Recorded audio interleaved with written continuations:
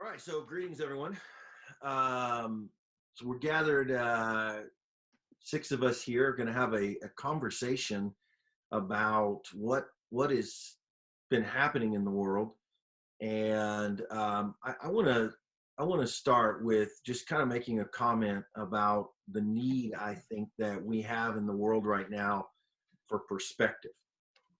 Um, you know, we have to be able to see what is happening in the world, not just through our own lens, how it's impacting our own lives, our own ministries, but try to get God's perspective on all of this. Try to see things through His eyes. I mean, I think more than ever we need to be uh, asking the Lord to speak to us, to help us to see the silver lining in all of this, to help us to see what He's doing, what He's up to.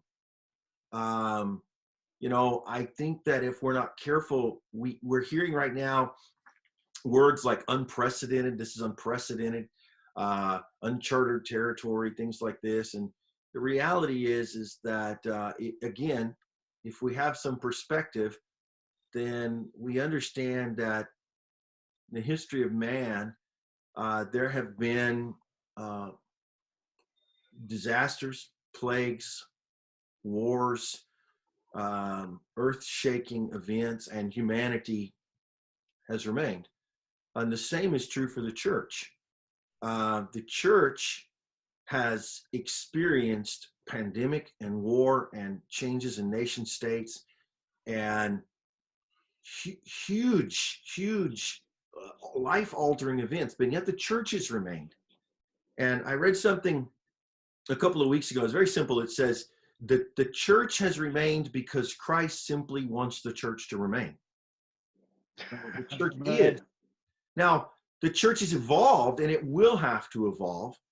But I think we can take joy in the fact that God is the same and that He is still working with His people and through His people in times like these. The second thing I would say about perspective is that we need to broaden our perspective. Yes, we need God's perspective, but I also need your perspective. I think right now, one of the things that we need most is to be hearing from one another around the world, connecting with our friends and our colleagues, and mining from them words of encouragement, drawing out of them wisdom, and getting a truly global perspective on what's happening. I think that's hugely important. And so here we are, just a group of friends, and we're going to quickly just introduce ourselves in case some people don't know us. My name is Randy Mitchell, and I'm the international director for One World Missions. We work to consult with and catalyze new mission movements around the world. So we work with denominations and networks to help them mobilize their networks, their denomination, in hopes of seeing new mission movements. I sit on the executive leadership team for the Global Mobilization Network, and I also sit on the global steering team for the Global Great Commission Network. All right. My name is John Allert. I'm the European Director for the Center for Mission Mobilization. And our vision is to engage and equip believers worldwide so that they might live out their most strategic role in taking the gospel to all nations. And I'm calling from Frankfurt, Germany, dialing in today from Frankfurt, Germany, and glad to be with you guys. Okay, my name is Ferdinand Mweke. I serve as coordinator for Eternity Ministries. At Eternity Ministries, we want to help everyone live with eternity in view, live life from an eternal perspective. We believe that matters, and it changes everything we do, from how we do the gospel to our passion for doing it. And then we also mobilize the church to maximize Calvary. We believe that the lamb that was slain is worthy of the results of his suffering, like the Moravians used to say. So we believe that every believer has a role in that. So at Eternity Ministries, we are training and equipping people to bring in the fullness of the harvest for which Jesus died. And then I also serve with Randy on the Global Great Commission Network, the global steering team of the GGCN, the Global Great Commission Network, where I serve as Africa coordinator. Thank you. So I'm Mary Ho with All Nations. I'm the international director, and our passion is to go to all the remaining unreached peoples of the earth and to make disciples and to start church movements. And I'm here in Kansas City, right in the heart of America. And my name is Mark Stebbins. I work with the Navigators in Mission Mobilization. I am based in Colorado Springs, Colorado, and also serve as a mission consultant, mobilization consultant with Missio Nexus. My name is David Cardenas. I'm living in Colombia. I'm serving with COMIWAN, that is the Latin American Missions Network. And our passion is to see more Latin Americans serving globally in connection with other networks and other sending and receiving organizations. Thank you. All right, so let me ask you guys a question. All right, what do we see? And here's the thing: all of you have networks. You're in communication with people within your networks, whether it be across Latin America or Ferdinand's ministry that really reaches across Africa. Each one of you have your sphere of influence, and you're having conversations. You're watching what is happening. And so here's my question: what is needed most right now in this time of crisis for the church and its mission? Randy, I think seeking God's face is coming into focus increasingly. I just heard yesterday about two groups, one in Holland in the Netherlands that is interagency prayer group that is meeting regularly just to see God's face and searching the scriptures and listening for God's voice, his leading.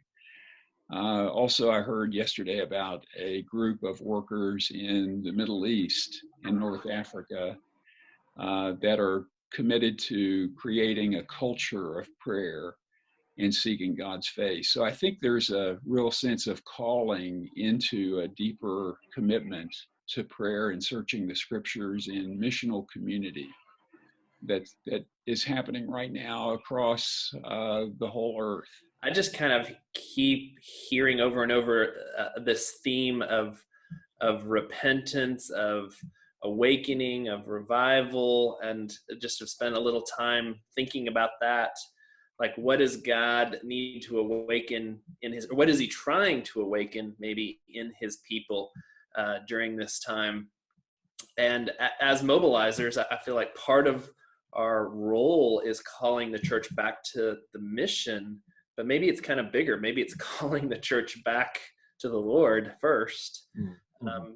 And maybe that begins with us as leaders, you know, maybe God really wants to say something to us. And then as we lead from that position of change and repentance, we're able to help others as well. And so, yeah, I just think that repentance has always preceded revival or awakening in God's people. So, John, I just so agree with you. I've been telling people that I feel like what the Lord is doing in me is actually a heart surgery. Like, he has started with me and he's done a heart surgery. And the blockages in my heart and the junk in my heart, he wants to get rid of so that we can lead well. And Randy, you were asking, what do we need? I am convinced that during this crisis, we need leaders, godly leaders, who have repented, as John said, who have prayed and fasted, as Mark said, and who will lead. And I love this quote by John F. Kennedy.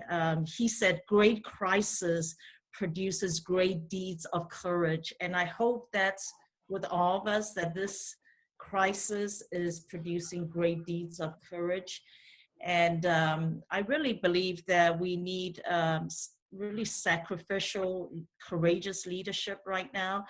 And you know, one of my favorite characters in the Bible is Esther. And during the crisis, and she saved a nation. She says, "And if I perish, I perish." And I feel like that's a kind of leader that God is calling me and every one of us to be. If we perish, we perish, but we lead with courage.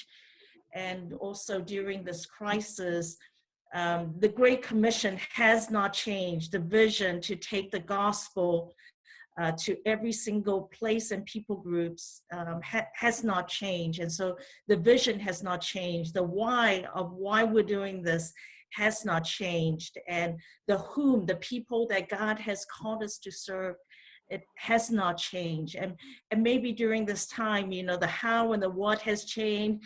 We have to Zoom like this, instead of meeting in person, instead of meeting in Randy's living room.